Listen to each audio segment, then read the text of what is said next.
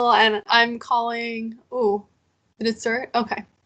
Hi, I'm Lauren Marshall. I'm on a Skype call with my brother Eric Marshall, who goes to St. Joseph's Preparatory Secondary School. Eric, what grade are you in? I am in 11th grade. Awesome. Okay. How are you today? Oh, I'm great. How are you? I'm doing pretty well.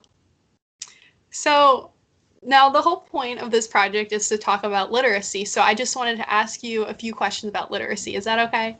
Oh, I think so, yes. Okay. So what does literacy mean to you?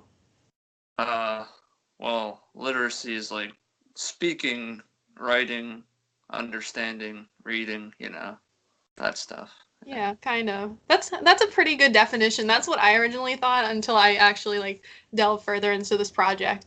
So Oh, I'm wow. just going to read to you a definition of literacy. So, according to Alverman, Giles, and Phelps, literacy is described as specific to two different cultural groups. There is no right or wrong literacy, and there are many different types, including content literacy and disciplinary literacy.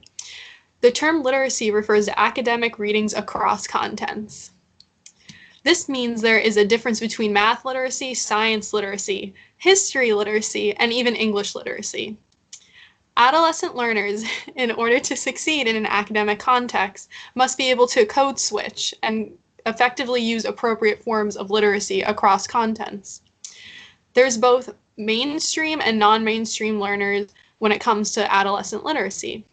It can range from the type of reader the student is, whether they read actively or independently or fluently, how a student utilizes prior knowledge to connect ideas, known as schema, and the exposure they have to the different content areas. There are even new literacies defined by the student's capacity to function in a multimedia realm, like Facebook and Snapchat. So Wow. basically, it's explained that literacy is everywhere and it's defined by all these different multimedia things that you do in your everyday life. Okay. Oh, that's really cool. So, what kinds of literacy do you experience day to day in your high school? Well, I, I go to all these different classes which you talked about, and they all have their own literacy, as you just aforementioned. Furthermore, I speak with people and read all the time, so that is literacy. And I use the literacy of social media too. Yeah. So, in your classrooms, do you use like smart boards and things like that? Do you use iMovie?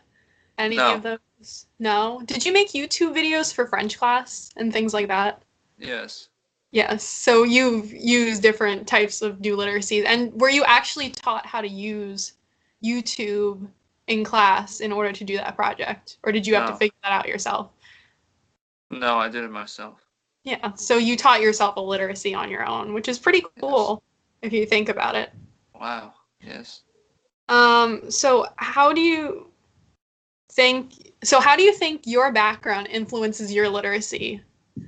Um, well, Like I being mean, from Fort Richmond in Philadelphia, Pennsylvania.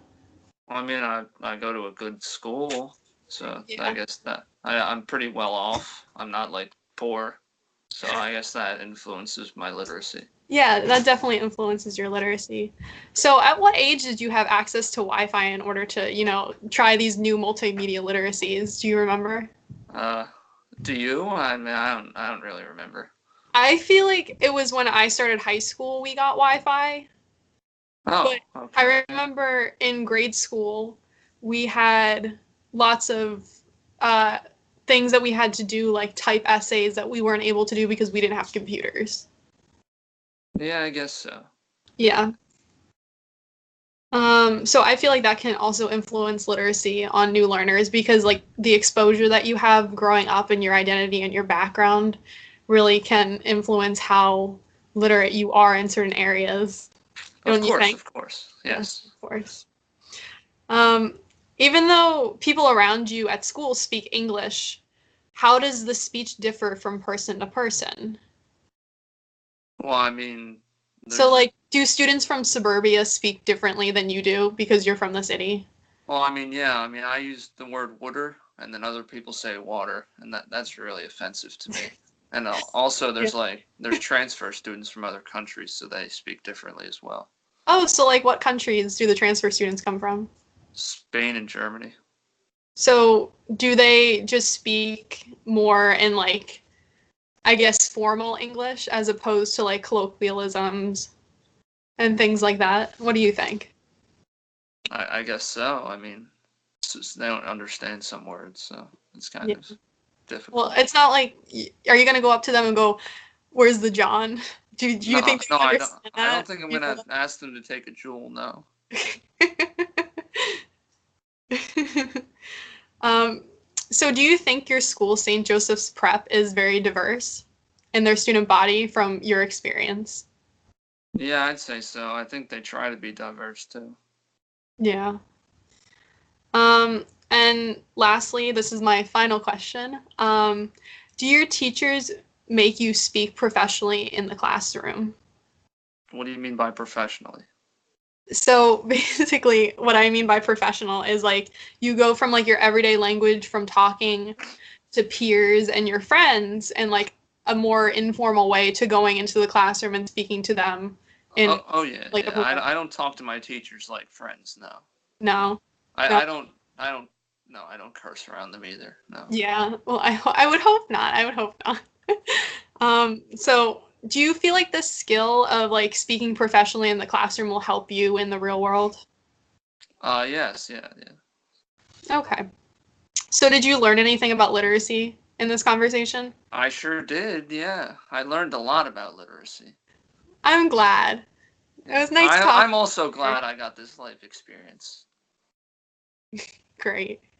Great. All right. Thank you. Give her an A.